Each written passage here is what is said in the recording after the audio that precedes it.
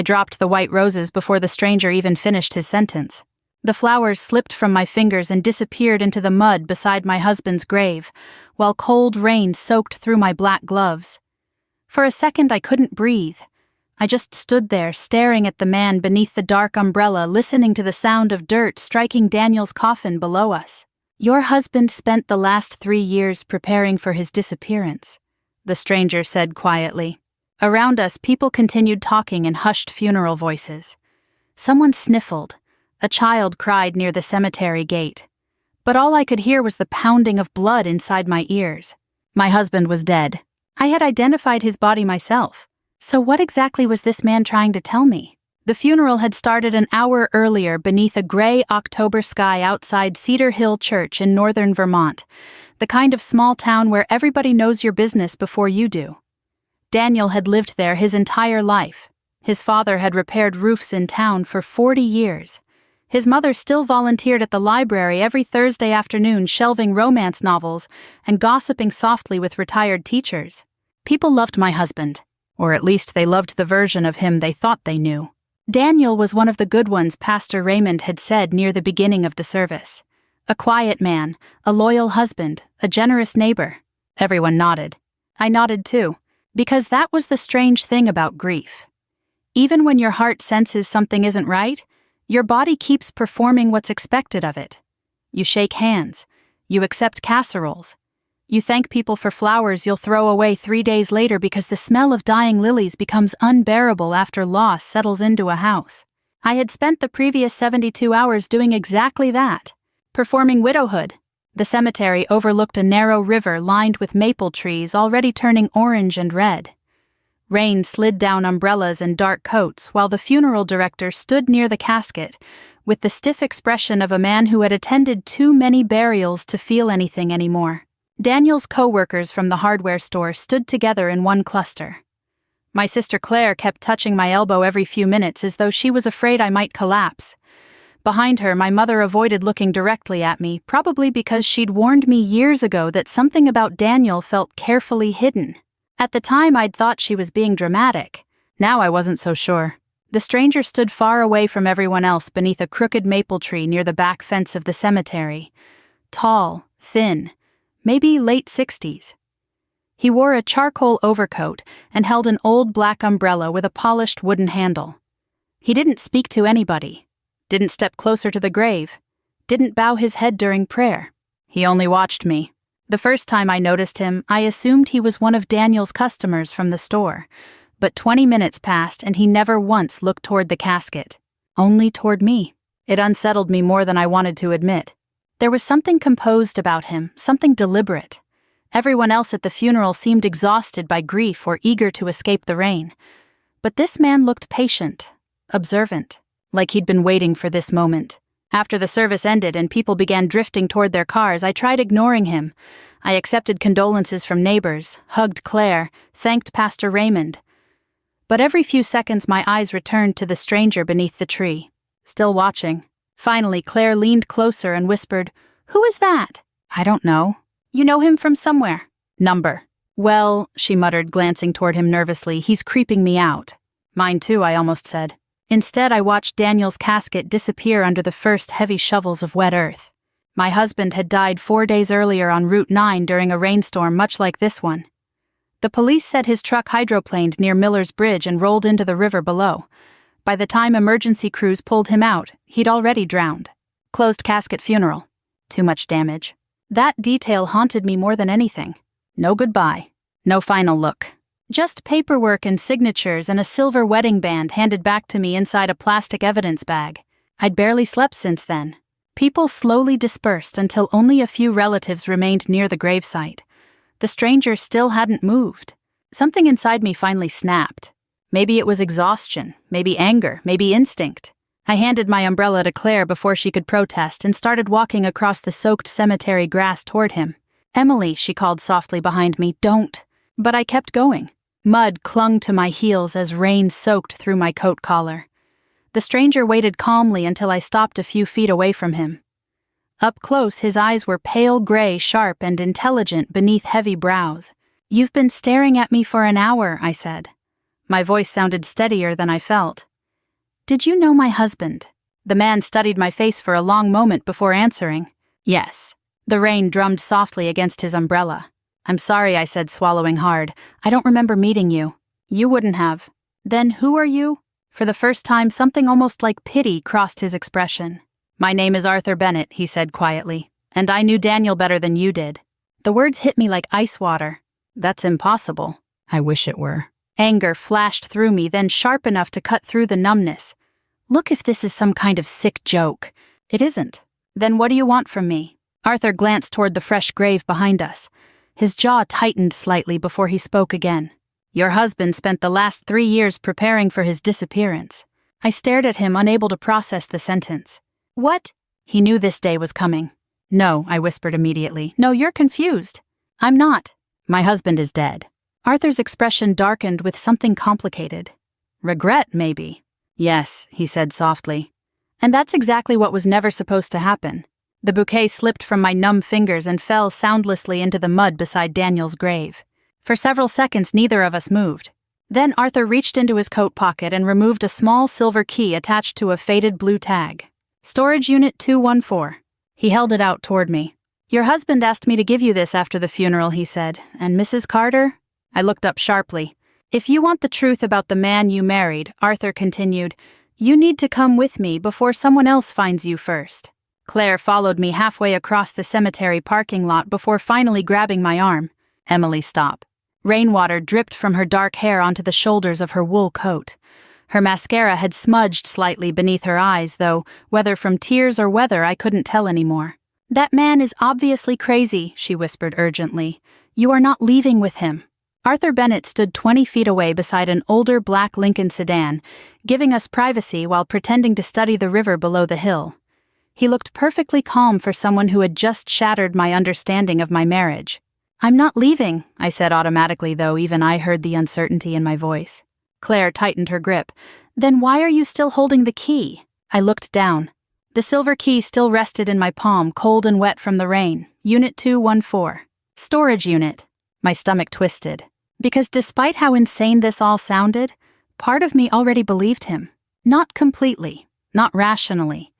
But somewhere deep inside me, beneath the grief and exhaustion, pieces of Daniel had started rearranging themselves over the past few days.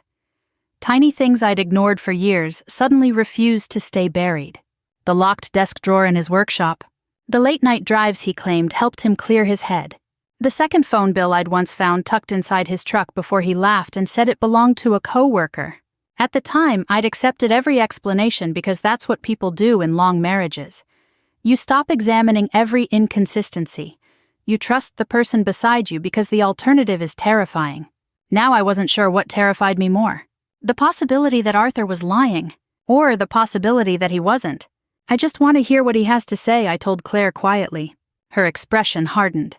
At a storage unit like some Netflix murder documentary? Despite everything, I almost smiled. That's exactly why I'm going with him, I said. If this is some scam, I'll know soon enough. Claire looked unconvinced. Text me the address, she demanded. And if you disappear, I'm calling the police. Arthur glanced toward us as I approached his car. You don't have to do this, he said gently once I reached him. Yes, I replied, I think I do. The drive took nearly 40 minutes. Arthur barely spoke during the first half of it. Rain swept across the windshield, while the heater hummed softly inside the car. Cedar Hill disappeared behind us, replaced by winding back roads and stretches of empty forest, glowing copper and gold beneath the storm clouds. I sat stiffly in the passenger seat, clutching my purse in my lap. Finally, I broke the silence. How did you know my husband? Arthur kept his eyes on the road. I worked for him. My breath caught slightly. Doing what? Finding people. What people? Mostly the kind who didn't want to be found. I stared at him. That doesn't answer anything. No, he admitted, it doesn't. You said Daniel planned to disappear. He did. Why? Arthur was quiet long enough that I thought he wouldn't answer. Because he believed someone was going to kill him. The windshield wipers suddenly sounded deafening. That's ridiculous, I whispered. Is it? Yes. My voice sharpened. Daniel sold power tools and lawn equipment. He wasn't some criminal. Arthur finally glanced at me then. Mrs. Carter, he said carefully, your husband was many things. Ordinary wasn't one of them. We arrived at the storage facility just after 4 o'clock. It sat outside a neighboring town near the interstate rows of pale metal buildings, surrounded by chain-link fencing and security cameras. Rainwater pooled along cracked pavement as Arthur parked beside Building C. Unit 214 stood halfway down a narrow corridor of storage doors. I suddenly didn't want to open it. Arthur noticed. "If you walk away now," he said quietly, "you can still remember him exactly as you buried him this morning." I looked at the silver key in my hand. Then I unlocked the door. The metal shutter rattled upward. At first, nothing looked unusual. Just cardboard boxes, plastic containers, an old wooden desk. Then my eyes adjusted, and my entire body went cold. There was cash, stacks of it. Neatly bundled bricks wrapped in paper bands filled 2 large black duffel bags sitting against the back wall. Beside them stood shelves lined with folders, electronics, and small locked cases. "Oh my God," I whispered. Arthur remained silent. I stepped inside slowly, my heels echoing against concrete.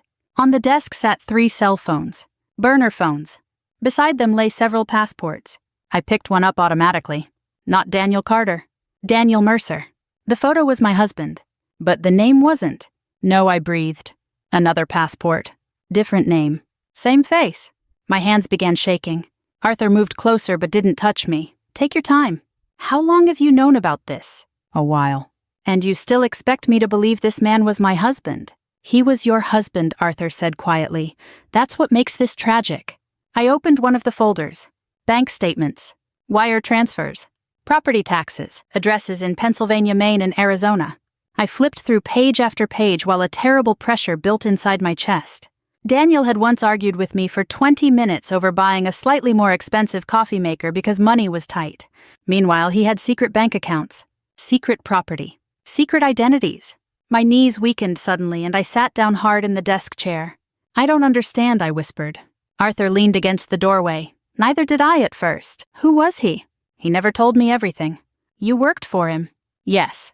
"Doing what exactly?" Arthur studied me carefully before answering. "About 3 years ago, your husband hired me to help him disappear." The words settled heavily into the room. I looked around again. The hidden phones. The passports. The money. This wasn't fantasy anymore. This was preparation. Detailed, expensive, methodical preparation. "How much of my life was fake?" I asked quietly. Arthur didn't answer immediately. "I think he loved you," he finally said. I laughed once, bitterly. "You think?" "I know that sounds hollow right now." "Hollow." I stood abruptly, anger finally cracking through the numbness. "I buried my husband 6 hours ago, and now I'm standing in some secret storage locker filled with fake passports, like I married a stranger from a crime show." Arthur let me rage. That somehow made it worse. I turned away from him and opened another box simply because I needed my hands moving. Inside were photographs. Hundreds of them. Most showed places, buildings, parking lots, license plates. Surveillance photos. Then I found a smaller envelope tucked beneath them. Personal. I opened it slowly. The first picture nearly stopped my heart. Daniel stood smiling beneath bright summer sunlight with a little girl sitting on his shoulders.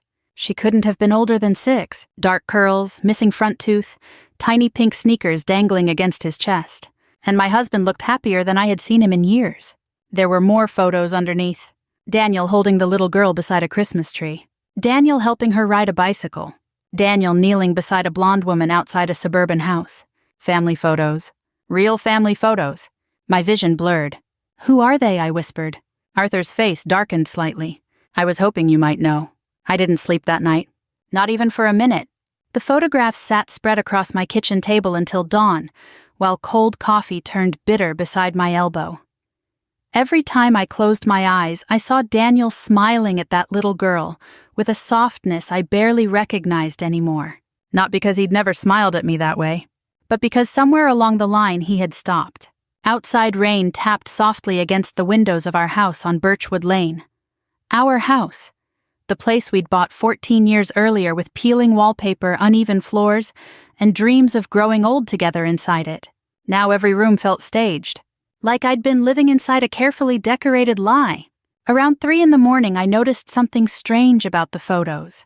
Daniel wore the same silver watch in almost every picture, a watch I'd given him for our 10th anniversary, which meant these weren't old photos. They were recent. Very recent.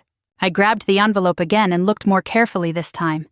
On the back of one photograph written in blue ink was a date from 6 weeks earlier, 6 weeks? My chest tightened painfully. 6 weeks before his funeral, my husband had been playing father somewhere else, while I sat at home balancing grocery coupons and worrying about heating bills for winter. Arthur Bennett arrived at 8 the next morning carrying 2 coffees and looking like he hadn't slept much either. "You shouldn't have come here," I said when I opened the door. "Probably not." "Then why did you—" "Because if I were the kind of man your husband thought I was," Arthur replied calmly, "I would have disappeared yesterday and left you with no answers at all." I hated that he had a point. He handed me one of the coffees. I noticed his eyes briefly scan the street behind me before entering the house. That unsettled me. "You think someone's watching?" "Not yet." "Not yet." Arthur ignored the question and set a folder onto the kitchen counter. "I found the address from the photos." I stared at him. "You already knew where they lived." "No," he said, "but I know how to find people." I folded my arms tightly across my chest. "And now what?" "That depends on you." I looked toward the photographs again. One showed Daniel kneeling beside the little girl while she laughed over melted ice cream dripping onto her dress. His expression looked relaxed, open, alive. I hated him for that picture, and somehow missed him at the exact same time. "I want to see them," I said quietly. Arthur studied me for a moment. "Are you sure?" "No," I admitted, "but I'm going anyway." The apartment complex sat outside Burlington near the lake, tucked behind a grocery store and a laundromat. Nothing about it looked glamorous. The buildings were older brick structures with chipped balconies and narrow parking spaces crowded together beneath yellowing trees. Not exactly the secret luxury life I'd imagined during my sleepless rage. Arthur parked across the street. "You don't have to do this today," he said. "Yes," I replied automatically, but my hands trembled as I climbed the stairs to apartment 3B. I had rehearsed anger during the drive. Sharp words, accusations, maybe even humiliation. I imagined some younger woman answering the door wearing expensive clothes Daniel had secretly paid for while I reused tea bags and stretched leftovers into second meals. Instead, the woman who opened the door looked exhausted. She was younger than me by maybe 10 years, blonde hair tied into a loose, messy knot, wearing oversized sweatpants and an old University of Vermont sweatshirt. There were dark circles under her eyes and a toddler's sticker stuck accidentally to her sleeve. She blinked at me in confusion. "Yes." For several seconds, neither of us spoke. Then her eyes shifted past me toward Arthur standing near the stairs, and her entire face changed. Fear. Raw, immediate fear. "Who are you?" she whispered. I swallowed hard. "My name is Emily Carter," I said. "I'm Daniel's wife." The silence that followed felt endless. The woman physically staggered backward. "No," she breathed immediately. "No, he said you were divorced." Those words hit harder than I expected. Not dead. Not gone. Divorced. Like I'd simply been erased. A small voice suddenly floated from deeper inside the apartment. "Mommy?" The little girl from the photographs appeared around the hallway corner, clutching a stuffed rabbit against her chest. The moment I saw her in person, something inside me cracked, because she had Daniel's eyes. Exactly Daniel's eyes. The little girl smiled automatically when she saw me, unaware of the emotional wreckage surrounding her. "Who's that?" The woman quickly wiped at her face. "Sweetheart, go finish your cereal." "But, please." The girl disappeared reluctantly. The woman looked back at me with tears already gathering in her eyes. "I didn't know," she whispered. "I swear to God I didn't know. I should have hated her. Maybe part of me wanted to." But standing there inside that tiny apartment smelling faintly of laundry detergent and cinnamon oatmeal, looking at a frightened woman who clearly hadn't slept properly in days, hatred suddenly felt exhausting. "When did you meet him?" I asked quietly. 4 years ago. 4 years. I almost lost my balance. Her name was Rachel. We sat awkwardly around a tiny kitchen table while Arthur remained near the window like some silent guard dog pretending not to listen. Rachel twisted tissues nervously between her fingers. "He told me his marriage ended years earlier," she said. "He said you'd both stayed friendly because of financial stuff." I stared at the coffee rings staining her table. He wore his wedding ring. Rachel's face crumpled slightly. "He said it helped customers trust him at work." Of course he did. A painful laugh escaped my throat before I could stop it. Rachel looked miserable. "He traveled constantly," she continued softly. "Thursdays mostly. Sometimes weekends. He said he handled equipment contracts in different counties. He told me those same trips were inventory meetings." Neither of us spoke for a moment after that. The little girl wandered back into the kitchen carrying crayons. "Mommy, can I color?" Rachel nodded distractedly. The child climbed beside her mother and began coloring quietly while humming to herself. Every few seconds she glanced curiously toward me. "What's her name?" I asked. Rachel hesitated. "Lily." The name hit me unexpectedly hard because Daniel and I had once talked about naming a daughter Lily years ago before miscarriages, and silence slowly replaced those conversations. Rachel looked down at the table. 3 weeks ago, she said carefully, "Daniel told me if anything ever happened to him, I needed to leave town immediately."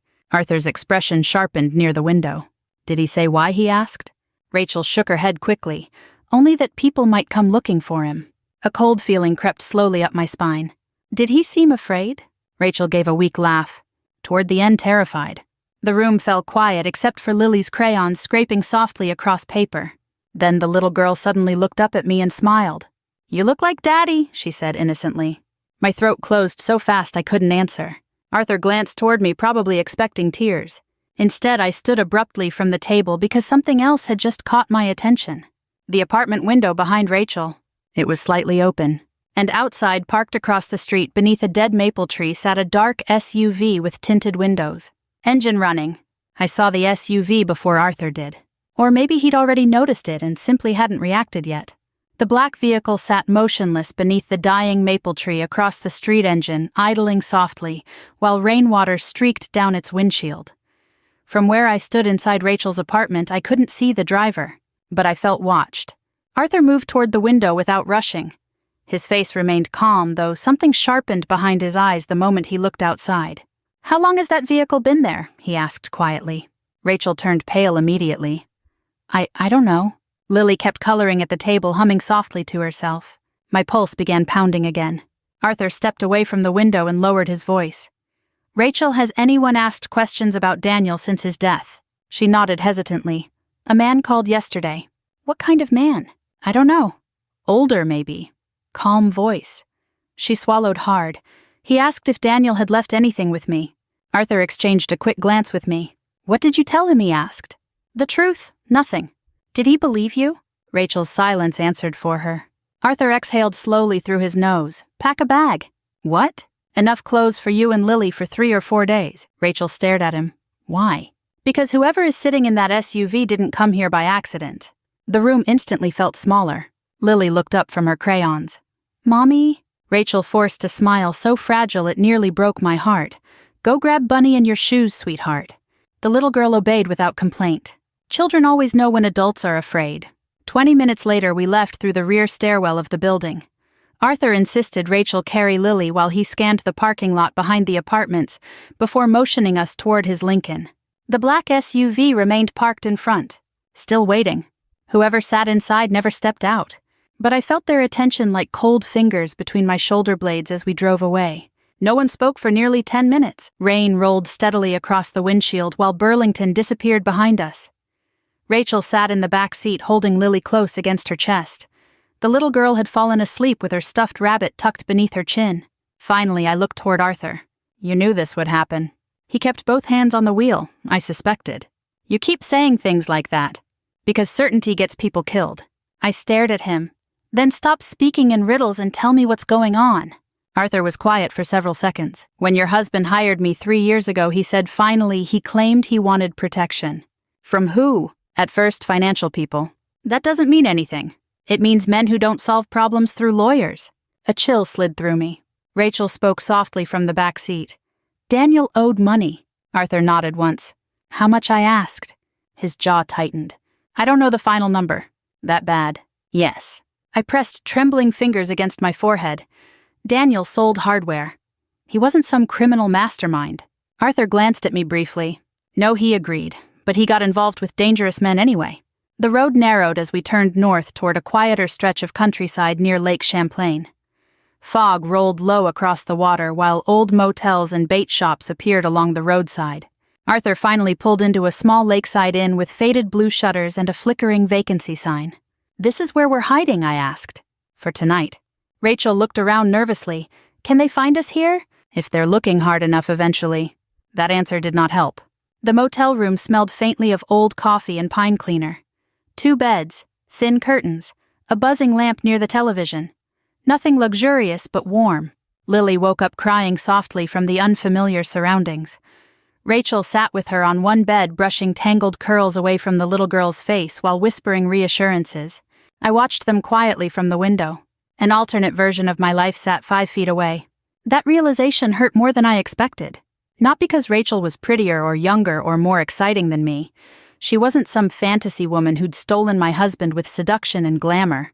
She looked tired, lonely, human, which somehow made Daniel's betrayal uglier. Arthur returned 20 minutes later carrying takeout bags and bottled water.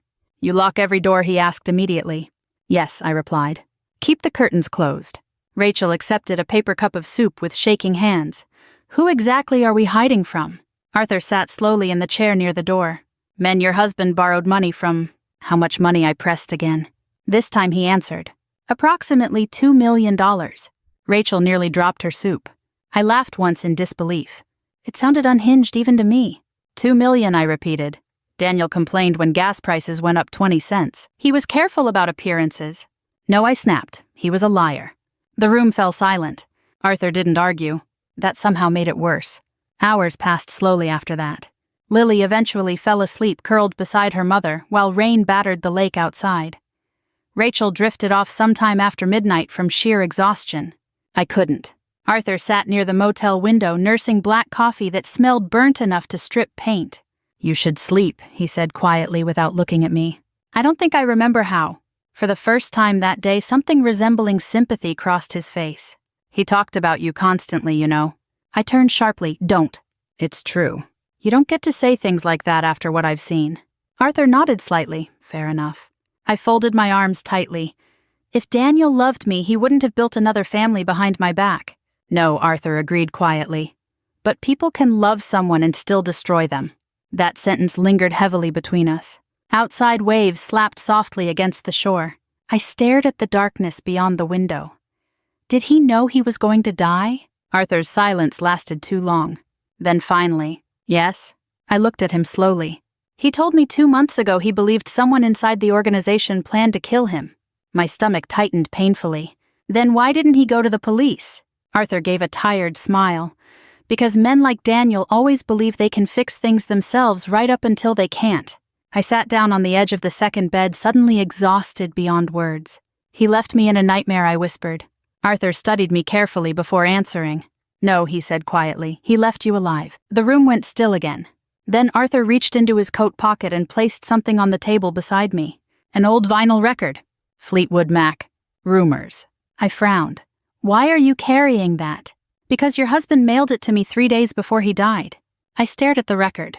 Arthur turned it over slowly and pointed toward the cardboard sleeve. There, carved almost invisibly into the edge with something sharp, were 6 tiny handwritten numbers. A bank account. The 6 numbers carved into the vinyl sleeve kept me awake until sunrise. Arthur sat at the small motel table beside a cold lamp writing notes in a leather notebook, while I turned the Fleetwood Mac record over and over in my hands, like it might suddenly explain my husband's entire double life. Daniel had loved old records. That part had been real. Every Sunday morning he played vinyl while making pancakes badly, and pretending not to notice when I burned the bacon. Sometimes he danced with me barefoot in the kitchen, while Stevie Nicks played through cheap speakers older than our marriage. Now even those memories felt dangerous. Because I no longer knew which parts of my life belonged to me, and which parts belonged to the version of Daniel that had never truly existed. Around 6:30, Arthur finally stood and stretched carefully. "We need to leave before daylight traffic starts." I looked up from the record sleeve. "Where are we going?" "To the bank." The account number led us to a private financial office in downtown Burlington, hidden above a law firm and a jewelry store. The kind of place wealthy people used when they didn't want neighbors asking questions. Rachel stayed behind at the motel with Lily under strict instructions not to answer the door for anyone. "You trust her?" I asked quietly while Arthur parked in a nearby garage. "I trust that she's terrified," he replied. "Fear makes people honest." The financial office occupied the 3rd floor of a narrow brick building overlooking Church Street Marketplace. Everything inside smelled expensive. Dark wood furniture, leather chairs, soft jazz drifting from hidden speakers. The receptionist greeted us cautiously until Arthur placed the account number on her desk. Her expression changed instantly. "Please wait here," she said. 10 minutes later, we sat across from a gray-haired banker named Walter Green, whose smile looked practiced enough to survive hurricanes. "Mrs. Carter," he said gently, "your husband instructed us to release specific materials to you in the event of his death." The word death landed differently now, less tragic, more complicated. Walter slid a thick sealed envelope across the desk.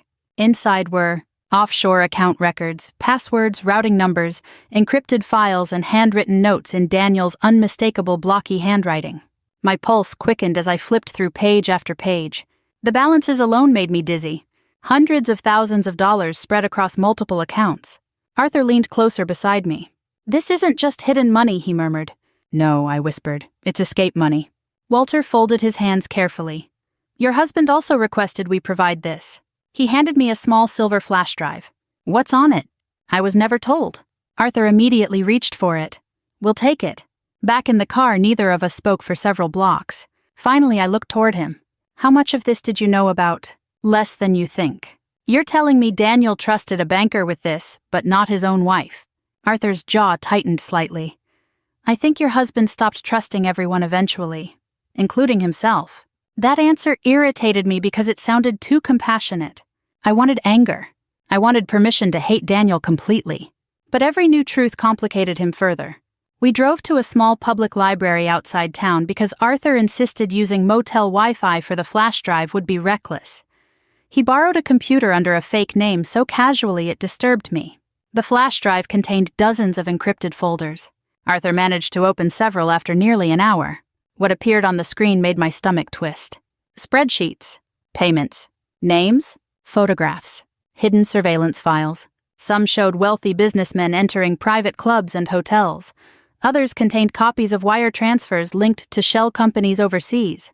"This is blackmail material," I whispered. Arthur nodded grimly. "Or insurance." I stared at the screen. Daniel collected this. Yes. Why? Arthur leaned back slowly in the chair. "Because men trapped inside dangerous organizations eventually start preparing exits. The deeper we searched, the clearer the pattern became. My husband hadn't merely borrowed money. He'd worked for people who moved money illegally through construction companies, casinos, and private investments across New England. Somewhere along the line, Daniel began secretly documenting everything. Maybe to protect himself, maybe to betray them later. Maybe both. I rubbed exhausted hands across my face. I shared a bed with this man for 16 years. Arthur studied me quietly. And yet somehow he still managed to become someone else. I hated how gently he said it. Around noon, Arthur suddenly froze while scanning another folder. "What?" He rotated the monitor toward me. A scanned passport application filled the screen. Daniel's photograph. Different name again. But this time, beside traveling companion, appeared another name. Emily Carter. I stared at it in disbelief. He planned to take me with him. Arthur remained silent. He was building an escape identity for me. The realization hit harder than all the betrayal before it. Because somewhere inside his twisted, secretive mind, Daniel had imagined a future where we disappeared together. A future where he confessed everything. Or maybe never confessed at all. I didn't know which possibility hurt more. Arthur closed the laptop carefully. "We need to move." "Why?" "Because if your husband hid this much evidence, other people are searching for it too." As if summoned by his words, Arthur's phone vibrated. He answered immediately. I watched his expression change, sharp focus replacing calm. When he asked quietly, a pause, then understood. He hung up. "What happened?" Arthur looked directly at me. "Someone broke into your house last night." My chest tightened. "What?" "Police responded around 2 a.m. Neighbor reported broken glass." "Did they take anything?" Arthur's eyes darkened. "They searched your husband's workshop, tore the place apart." Cold fear crept through me. "They're looking for the files." "Yes." I stared out the library window at ordinary people carrying shopping bags through autumn sunlight, while my entire life unraveled into something unrecognizable. Then, for the first time since Daniel's funeral, something inside me shifted. Not grief, not shock. Anger. Clean, focused anger. Daniel had lied to me, used me, hidden entire worlds behind my back. But now strangers were hunting through my home because of secrets he left behind. And somehow I was still the one expected to survive the consequences. Arthur watched me carefully. "What are you thinking?" I looked back at him. "I'm done hiding." For the first time since we met, Arthur Bennett smiled. Not warmly. Proudly. "Good," he said quietly. "Because I think I finally know how to end this. The meeting took place the following night inside a private dining room above an old steakhouse overlooking the lake. Everything about the restaurant felt deliberately expensive. Dark walnut walls, low amber lighting, crystal glasses catching reflections from the fireplace near the bar downstairs. The kind of place where powerful men whispered over bourbon while pretending they were respectable citizens. Arthur had chosen the location carefully. Public enough to discourage violence, he explained quietly while adjusting the cuffs of his charcoal suit. Private enough to keep curious ears away. I barely recognized myself in the mirror before we left the motel. For the first time in days, I had slept. Not well, not peacefully, but enough to stop trembling every few minutes. Earlier that afternoon, I'd walked into a small salon near the marina and asked a woman named Denise to make me look like someone who doesn't break easily. She'd smiled without asking questions. Now my blonde hair rested neatly against my shoulders in soft waves, instead of the exhausted knot I'd worn since the funeral.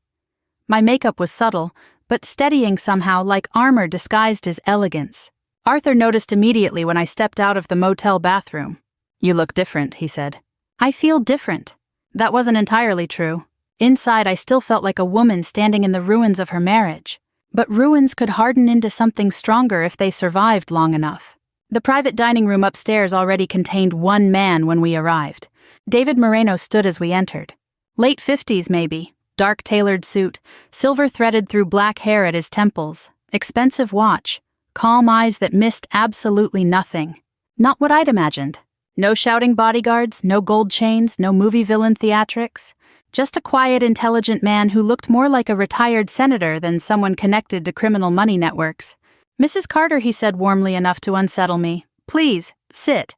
Arthur remained standing beside my chair for a moment before finally taking the seat across from David. A waiter appeared silently with wine menus. "No alcohol tonight," Arthur said immediately. David smiled faintly, still cautious after all these years. Still alive because of it. Their familiarity chilled me. David folded his hands neatly on the table. "First, allow me to say something honest. I am truly sorry for your loss." I stared at him. "You barely knew my husband." A shadow crossed David's face. "Oh," he said softly. "I knew Daniel far better than either of us should be comfortable admitting." The waiter disappeared after taking coffee orders neither Arthur nor I intended to drink. David studied me quietly for several seconds. "You look angry," he observed. "My husband had another family." "Yes. He lied to me for years." "Yes. He stole money from dangerous people." David nodded once, also yes. I leaned forward slightly. "Then tell me why you sound sympathetic toward him."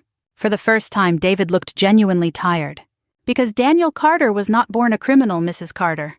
Arthur remained silent beside me, allowing David to continue.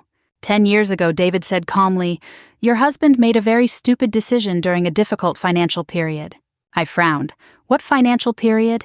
"The hardware store was failing, medical debt from your miscarriages had accumulated, mortgage payments were behind." My breath caught. Daniel had never told me how bad things truly became back then. David continued carefully. "One loan led to another. One favor led to another." Eventually, Daniel began moving money through legitimate businesses for people who preferred privacy. "Money laundering," I said flatly. "Yes?" The words settled heavily onto the table between us. I stared down at my untouched coffee. "Daniel, my quiet husband who fixed porch railings for elderly neighbors and watched baseball with my father every 4th of July. Money laundering. Nothing fit together anymore." "He wanted out eventually," David continued. "Most men do." Arthur finally spoke. "And you wouldn't let him leave." David's expression hardened slightly. "No organization simply releases people carrying sensitive information." "So he stole from you instead," I said quietly. A faint smile touched David's mouth. "That he admitted was unexpected." Arthur leaned back carefully in his chair. "How much?" "Closer to $4 million by the end." I stared at him in disbelief. $4 million. All while Daniel argued with me over grocery coupons and furnace repairs. David noticed the look on my face. "Yes," he said softly. "Your husband became very skilled at appearing ordinary." Anger surged through me again. He made me live like we were struggling. He was protecting appearances. He was lying. David held my gaze steadily. Both can be true. The fireplace crackled softly downstairs. Outside the tall windows behind David, snow had begun drifting lightly across the lake. Winter arriving. Everything changing. Finally, I asked the question haunting me since the funeral. Did Daniel know someone was going to kill him? David's eyes darkened slightly. Yes. Arthur glanced toward him sharply. You never told me that. Because I wasn't entirely certain. David sighed quietly, until after his death. The room seemed to narrow around me. What are you saying? David folded his hands again. Your husband was planning to disappear. Arthur nodded once. We know. No, David corrected softly. You know part of it. Silence settled heavily across the table. Then David looked directly at me. Daniel intended to fake his death. I stopped breathing for a second. What? He planned to vanish with both families under new identities. My chest tightened painfully. Both families. He had passports prepared, David continued. Money hidden offshore. Properties arranged through shell accounts. He believed he could escape before certain people discovered the missing funds. Arthur's voice lowered dangerously, and David's expression became grim. And someone killed him before he could run. The room went completely silent. Not an accident. Not random. Murder. I gripped the edge of the table so hard my fingers hurt. No, I whispered automatically. David watched me carefully. Mrs. Carter, he said quietly, your husband did many dishonest things. But I do not believe he intended to abandon you. Tears burned suddenly behind my eyes, though I hated myself for feeling them. Arthur studied David closely. Who ordered it? I don't know. You expect me to believe that? David's jaw tightened. There are factions inside organizations like mine, Arthur. Daniel's disappearance threatened powerful people. I looked between them slowly. You're telling me my husband was trapped? David answered immediately. Yes. Arthur answered a second later. He also trapped himself. Both statements felt true. That was the worst part. Daniel wasn't innocent. But maybe he hadn't been entirely monstrous either. Just weak. Afraid. Human. David reached inside his coat slowly. Arthur's posture instantly sharpened. But David only removed a sealed cream-colored envelope. He placed it gently in front of me. Your husband left this with instructions that it be delivered only if he failed to disappear. My hands began trembling immediately. What is it? David looked at me with something unexpectedly close to compassion. The last truth he was too ashamed to tell you himself. My hands shook before I even opened the envelope. For several seconds, I simply stared at Daniel's handwriting across the front. Emily. Just my name. No, my love. No apology written outside. Nothing dramatic. That somehow hurt more. Arthur remained beside me while David quietly stood and moved toward the fireplace near the far wall, giving me privacy without truly leaving. Snow drifted beyond the restaurant windows in slow white spirals across the dark lake outside. I carefully unfolded the letter, and for the first time since Daniel died, I heard my husband's real voice. Not the version he performed for neighbors. Not the careful husband who complained about bills while hiding millions. Not the frightened man building fake identities in secret storage units. Just Daniel, raw and exhausted. Emily, if you're reading this, then everything went wrong. I wanted to tell you the truth myself. More times than you could ever imagine. But every time I looked at you, I became a coward. You loved me as if I were a good man, and after a while I needed that version of myself to survive. I stopped breathing for a second. The restaurant around me faded away. I kept reading. I never meant for our life to become a lie. It happened slowly. One bad decision became another, then another. By the time I realized what I'd become, I was already trapped inside it. You once asked me why I started waking up at night and sitting on the porch alone. I told you I couldn't sleep because of stress. The truth was I couldn't sleep because I was terrified. Tears blurred the page. Across the room, Arthur quietly looked away. Daniel's handwriting grew messier farther down as though he'd written parts of the letter quickly. Rachel never knew about you. You never knew about Rachel. I convinced myself I was protecting both of you by keeping the world separate. But really, I was protecting myself from facing what I'd done. I loved you differently. That sentence nearly destroyed me. Not more.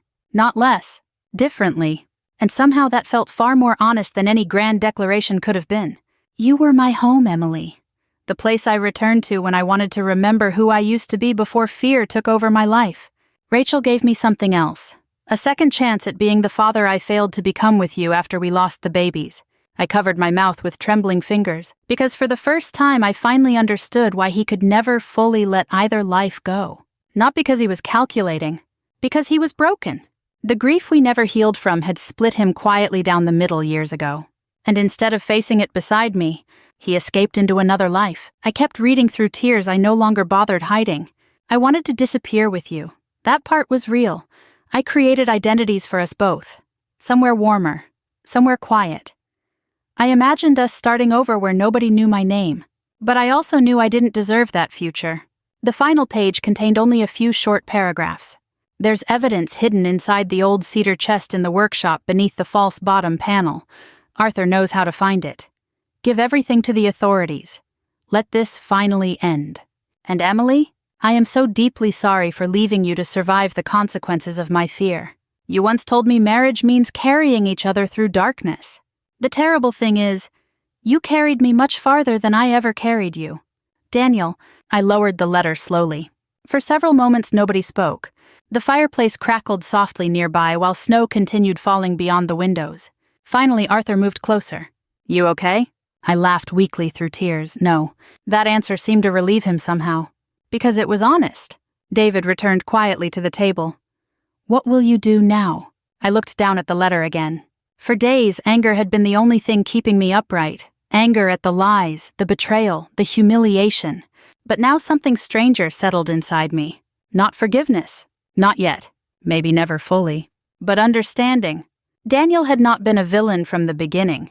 He had simply kept making fearful choices until fear became his entire life. And in the end, fear killed him long before the river ever did. We finished this, I said quietly. Arthur nodded once. And that's exactly what we did. The evidence hidden beneath the cedar chest turned out to be enough to destroy everything. Account records, audio recordings, names tied to illegal transfers stretching across 3 states. Federal investigators became involved within days. Quiet arrests followed. Then larger ones. Newspapers eventually called it a financial corruption network tied to organized laundering operations throughout New England. David Moreno vanished before any charges touched him. Part of me suspected Arthur helped make that happen. I never asked. Some truths stop mattering after survival becomes possible again. Rachel and Lily relocated south to North Carolina under new legal protections arranged through federal cooperation. Before leaving, Rachel hugged me so tightly in the motel parking lot that we both cried. We were both lied to, she whispered. Yes, I said softly, but Lily still deserves a good life. So do you. That sentence stayed with me longer than she probably realized. 3 months later, I sold the house on Birchwood Lane. I couldn't live among ghosts anymore. Not angry ones. Not loving ones either. I moved into a small lakeside cottage 40 minutes north where mornings smelled like pine trees and coffee instead of secrets. The winters were quieter there, slower. Healing happened gradually. Some days I still reached for my phone to text Daniel before remembering. Some nights I still dreamed about the funeral. About rain. About white roses sinking into mud. But the dreams stopped hurting quite as sharply after a while. One snowy evening in late January, Arthur Bennett knocked on my cottage door carrying takeout containers and looking mildly uncomfortable in the cold. You planning to stand there all night, I asked. That depends, he replied dryly. Are you still angry at me? A little. Fair. I smiled for what felt like the first genuine time in months. We ate dinner beside the fireplace while snow drifted softly beyond the windows. No dramatic declarations, no rushed romance. Just 2 tired people who had survived the same storm, sitting quietly in the peace that comes afterward. And for the first time since Daniel's funeral, I realized something important. My life had not ended with my marriage. It had only changed shape. If this story touched something in your heart, I'd love to hear your thoughts below. Have you ever discovered a side of someone you thought you knew completely? And where are you listening from tonight? We share stories like this every day. Stories about heartbreak, resilience, second chances, and the complicated beauty of being human. So if you'd like to continue this journey with us,